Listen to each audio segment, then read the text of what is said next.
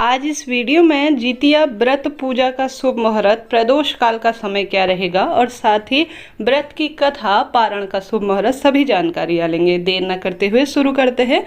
किसी भी पूजा को सही समय पर करना आवश्यक होता है जिससे कि हमें पूजा का पूरा फल प्राप्त हो। पारण का समय कुछ गलतियां आप सभी को इस दिन नहीं करनी चाहिए। भले ही आप व्रत करते हैं या नहीं भी करते हैं तो भी प्रभु की भक्ति को अपने जीवन में उतारें। यह व्रत चमत्कारी है, महाभारत काल से इसका वर्णन मिलता है। जितिया व्रत आज पूजा करने का सबसे शुभ मुहूर्त। कई भक्तजनों के क्षेत्र में प्रदोष काल में की जाती है पूजा, कई के क्षेत्र में सुबह और दोपहरी के समय में भी अपनी क्षमता सामर्थ्य अनुसार कर ली जाती है। तो आप अपने क्षेत्र के अनुसार कीजिएगा। सबसे पहले आप सभी सुबह पूजा कर रहे हैं तो अति उत्तम है, नहीं तो दोपहरी में आज 11:36 अर्थात 36 मिनट से 12:33 के आसपास अबूझ मुहूर्त हो रहा है, जो कि बहुत सुंदर अभिजीत मुहूर्त के रूप में जाना जाता है। आज इस समय आप पूजा कर लीजिएगा। स्क्रीन पर सभी चीज़ें दी गई है।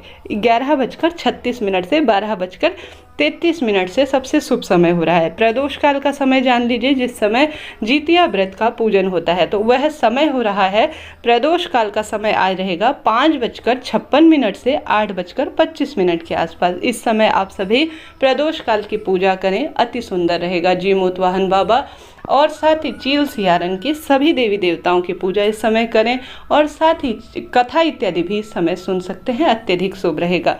साथ ही आप सभी को यह भी बताते हुए चलो, आप पूरे दिन भर में अपने हाथ से आप सभी ध्यान रखें, मन कर्म वाणी से आप शुद्ध हो। उसके बाद ही व्रत को धारण करें। लाल, काले, नीले, काले, नीले, सफ़ेद रंग के कपड़ों का चयन न करें। साफ स्वच्छता का ध्यान रखें।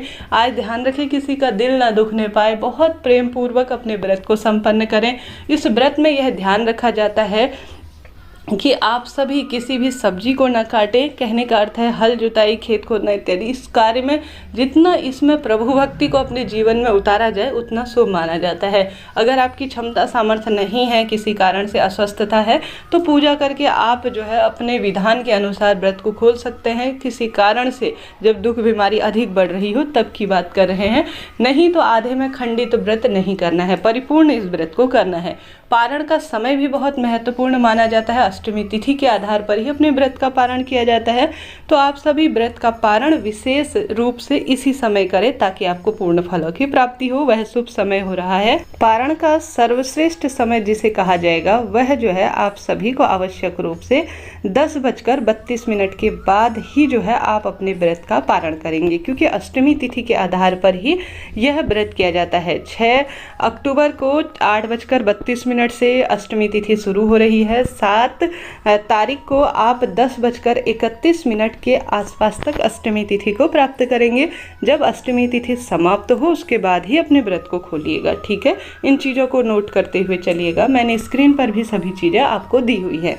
आप सभी खल और तेल भगवान जी को, जिसकी भी आप पूजा करते हैं, आपके क्षेत्र में कुल देवी देवता को भी स्मरण करते होंगे, उनके आगे आपका सभी चील सियारन और जो देवी माँ हैं उनके आगे आवश्यक रूप से आप सभी जितिया बाबा के आगे खल तेल जरूर से चढ़ाइएगा और उस तेल को धारण कीजिएगा। शुभ मुहूर्त में ही आप सभी लाल धागे को भी धारण कीजिएगा और पुराना धागा उतारिएगा। इन नियमों के साथ ही अपनी पूजा आराधना को संपन्न करें। इस तरह से यह जानकारी थी। अब बात कर लेते हैं व्रत की सुंदर कथा का। हालांकि इससे पहले भी चैनल पर सुखिया और दुखिया वाली कथा आ रखी है, उससे पहले भी दी हुई है। फिर भी आज के दिन इस व्रत को कथा को श्रवण करने से सब सुख प्राप्त हो जाते हैं, ऐसा शास्त्र वर्णन कहता है। कथा आरंभ करते हैं। गंधर्वों के राजा का नाम जीमूत वाहन था। वह बड़े उदार और परोपकारी थे। जीमूत वाहन के पिता ने वृद्ध हो जाने के बाद वानप्रस्थ आश्रम में जाने के समय इनको राज सिंहासन पर बैठाया, किंतु इनका मन राजपाठ में नहीं लगता था। वह राज्य का सभी कार्य छोड़कर अपने भाइयों को देकर स्वयं वन की ओर चल गए।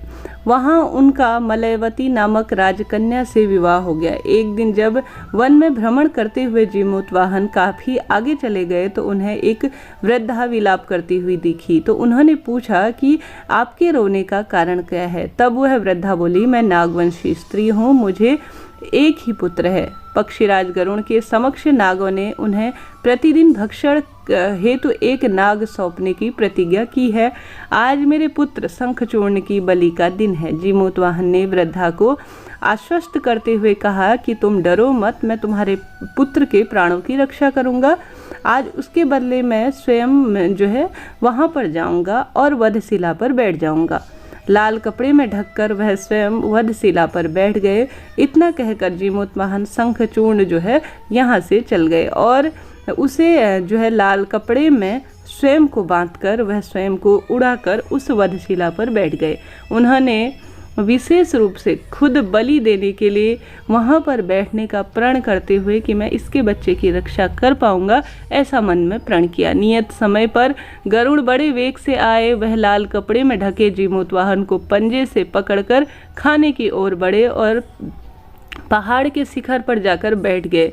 उन्होंने अपने चुंगल से गिरफ्तार प्राणी की आंख से आंसू और मुंह से आह निकलते देखकर गरुड़ जी बड़े आश्चर्य में पड़ गए। उन्होंने जीमूतवाहन का परिचय पूछा। जीमूतवाहन ने सारा किस्सा सुनाया। गरुड़ जी ने उनकी बहादुरी और दूसरों के लिए समर्पण और दूसरों के प्राणों की रक्षा करने और स्वयं का बलिदान देने की हिम्मत से वह बहुत प्रभावित हुए। प्रसन्न होकर गरुड़ जी ने उनको जीवन दान दे दिया तथा नागों की बलि न लेने का वरदान भी दिया।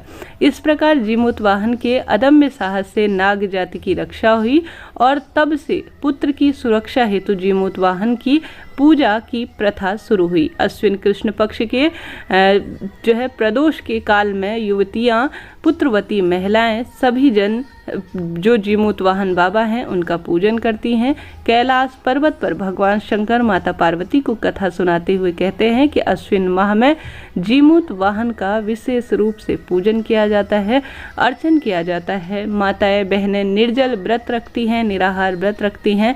इस व्रत को करने से जीवन में सभी सुख प्राप्त हो जाते हैं।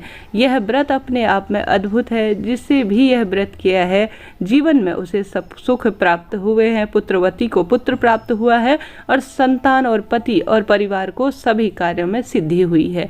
इस तरह से यह सुंदर सी कथा थी। आप सभी भी आज जरूर से व्रत कर रहे होंगे। नहीं भी व्रत कर रहे होंगे तो आवश्यक रूप से एक समय का भोजन सीधा जिसे कहा जाता है दान के लिए निकालें, दीप दान करें, जीमूतवाहन बाबा की कथा सुने जो कि इससे पहले भी अपलोड की गई है, उसे सुनकर सही समय पर अगर व्रत कर रहे हैं तो व्रत का पारण करें, प्रभु स्मरण में अपना समय व्यतीत करें। आवश्यक रूप से आपको निर्जल निराहार व्रत रखने में भगवान मदद करेंगे। आपने संकल्प लिया है तो व्रत परिपूर्ण होगा। वीडियो उचित उपयोगी रहा हो तो कृपया लाइक करें, शेयर करें और साथ ही जीमूतवाहन बाबा के नाम का स्मरण करते हुए जयकारे जरूर से लगाएं। हर हर महादेव, ओम नमो भगवते वासुदेवाय चैनल में जरूर से लिखिएगा। वीडियो में सभी तरह की जानकारी पहले भी अपलोड हुई है। बाल धोना है या नहीं, कैसे व्रत रखना है, क्या खाना है, आप सभी उन्हें भी जरूर से देखें। हर हर महादेव।